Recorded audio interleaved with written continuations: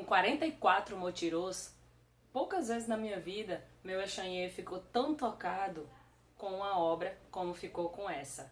Como filha de Arã, me apaixonei pelos seus filhos, mas também não tive como deixar de amar profundamente os filhos de Ariquecê.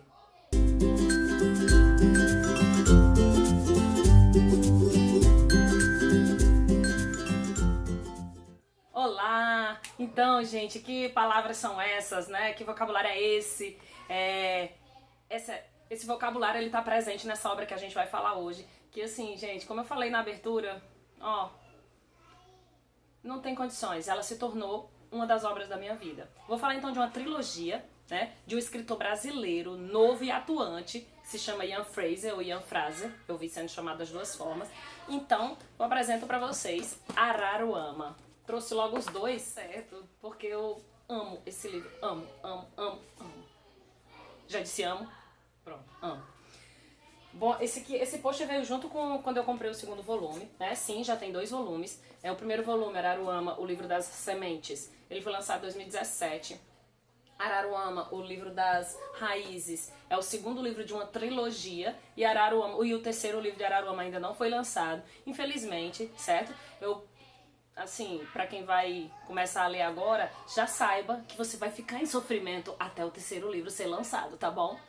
Saiba disso de antemão. E o que é esse livro? O Ian Fraser, ele cria um universo. Ele cria, na verdade, uma nova cosmogonia, ou seja, uma nova forma de explicar o surgimento do mundo. E uma cosmogonia que tem como personagens os nossos ancestrais indígenas. É um universo completamente novo que se passa na América do Sul. Não sei se dá pra ver, vou botar assim pertinho. Nesse mapa bem emblemático, né, da América do Sul ao contrário, de cabeça pra baixo. E ele vai contar a história então de 7 tribos, tá aqui as 7 tribos, e cada uma com suas características físicas, climatológicas, né? Umas com neve, outras com muito calor, por exemplo, e outras na praia, outras na floresta, né? Que eu creio que é a floresta amazônica, né? América do Sul, floresta, enfim. E essas 7 tribos, elas têm cada uma a sua organização social, mas com algumas coisas que são comuns a todas, né? A coisa que é comum a todas é que cada um que nasce na Ibe, a Ibe é a terra, já tem o seu Amampaba definido. Quem define isso é a Magé. Magé é como se fosse a xamã, né, das tribos. E o Amampaba é como se fosse o destino. O Amampaba é definido pela quantidade de motirôs que essa criança vai ter ao nascer. Certo? Isso tudo é no começo do livro, a gente já sabe disso no começo do livro. E é que ele vai ter ao nascer, então. Então, se ele nasce com poucos motirôs, ele vai ter pouca serventia para aquela... Aliás, não é nem que ele vai ter pouca serventia, ele vai ser tratado de uma forma diferente naquela tribo, né? Em qualquer uma das 7 tribos. Se ele nasce com muitos motirôs, ele vai ter funções mais nobres, né? Dentro daquela organização social que o Ian Fraser criou para nos trazer, nos apresentar Araruama. Pouco motirô significa que você vai ser um capanema, né? Ou um porapó, que são responsáveis por um grupo de serviços. Ele não vai ser ensinado nada pra ele não vai participar das festividades, ele não vai aprender a caçar, não vai aprender ele só vai fazer serviço muito braçal mesmo e vai comer pouco. Por quê? Porque segundo o entendimento da tribo, não vale a pena você investir numa pessoa que vai viver pouquíssimo, vai ter pouco a contribuir pra tribo. Se ao nascer, seu Amampaba é de muitos motirôs, 100 anos, 100 motirôs, desculpa, Ian, 120 motirôs, enfim, e aí você vai ter uma função bem importante na tribo, como ser Guarani. Guarani é como se fosse o grande guerreiro, os grandes guerreiros, e que treinam também os Mitanguarinis. A história ela se passa em torno desses Mitanguarinis, dessas crianças Mitanguarinis. E elas estão em treinamento para enfrentar o seu Turunã. O que é o Turunã? É o ritual de passagem que vai transformar esses Mitanguarinis em Guaranis, né? Não bastasse isso, a obra é cheia de seres fantásticos, como aqui emblema, né, a capa do segundo volume. E esses seres fantásticos conversam com os personagens, e quando eu falo conversa, não é no sentido de uma obra conversa com a outra, eles conversam mesmo, com palavras. Conversa com os personagens e são assim fantásticos mesmo, não só porque é fantástico mesmo, né, um bicho enorme que fala, mas como também são fantásticos os diálogos e o que eles têm a mostrar pra nós, né, e a complexidade de cada um dos personagens, seja dos personagens mais simples, como o Obiru, aos mais complexos, né, como a Poema, por exemplo, ou Kaluanã, eles...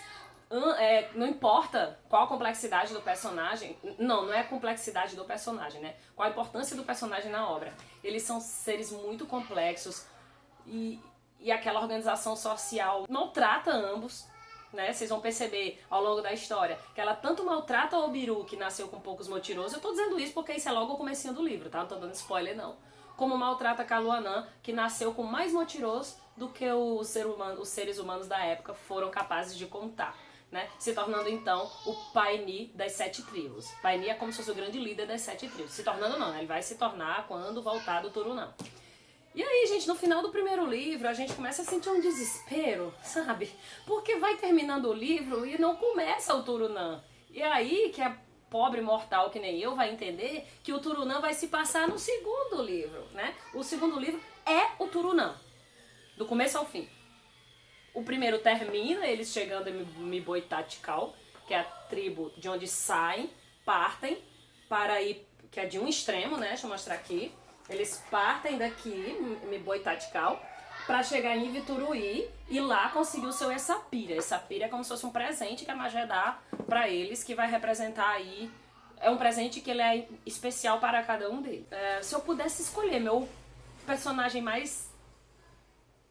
meu moronguetá... É difícil, né? O mais comum é que a gente escolha a Poema, o Obiru, o Kaluanã, sei lá, não sei. Bom, enfim, eu vou escolher o Essaí como meu personagem mais... meu moronguetá. Ele é um personagem incrível, assim como os outros, tá? Eles são personagens muito incríveis. E ele... eu não posso falar sobre ele, que senão eu dou muitas dicas. Enfim, além... porque não bastasse eles estarem enfrentando assim, os maiores desafios de suas vidas, como, por exemplo, a presença dos Anhangueras, que já aparece no primeiro e aparece com muito mais força. Não só força, porque está muito mais presente, mas muito mais fortes mesmo. No segundo, eles vão enfrentar muitos desafios, né? Não só os Anhangueras, mas muitos. Quem são esses Anhangueras? São os espíritos dos Mitanguarinis que não conseguiram atravessar o Turunã. E aí, quando eles morrem, né, nessa tentativa de se tornar Guarani, eles se tornam espíritos aí, vagando, e eles são do mal e eles querem o mal aí dos outros. Eles querem comer os motirosos de todos que entram em Jacati, né? Jacati é a floresta, certo? Aí, gente, esse livro assim, não tem condições, eu recomendo demais, vocês precisam ler Araruama. É uma obra incrível deste autor baiano, atuante. Ele é escritor, dramaturgo, produtor cultural, que tem quase 37 anos e que está escrevendo essa trilogia, além de outras obras, né? Que é essa trilogia maravilhosa. Eu, inclusive, peço para quem tiver dinheiro, comprar mesmo o livro do Ian Fraser. Seja ele em e-book ou o livro físico. Atrás ele vai ter um dicionário de expressões, de deuses, de rituais. Ah, esqueci de dizer outra coisa importante. Durante o Turunã, que os Mitaguarani estão atravessando, está acontecendo uma trama também, né, dentro das tribos, porque assim, os Anhangueras, eles não dão folga.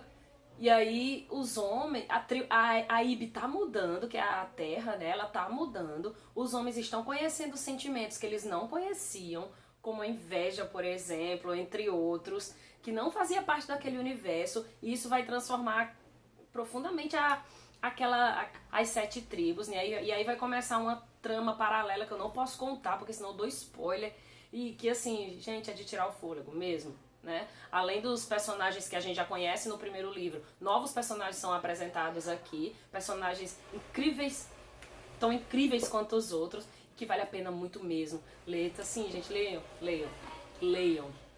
Consumam escritor brasileiro, consumam fantasia. É uma fantasia mitológica, indígena.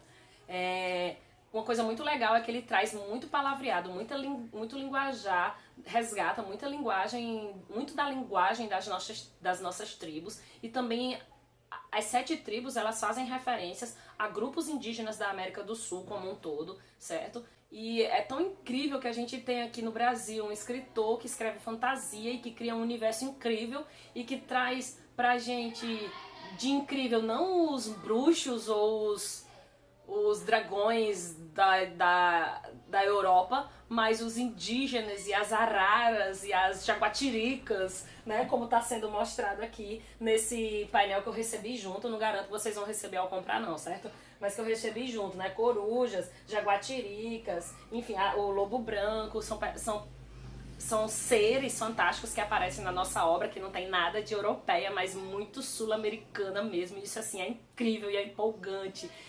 E é, assim, maravilhoso. Então, assim, recomendo demais, demais, demais. Leiam Ian Freise. Essa é a recomendação do vídeo de hoje, tá? Um beijo grande, sempre muita saudade, sempre que der eu volto, mas só isso.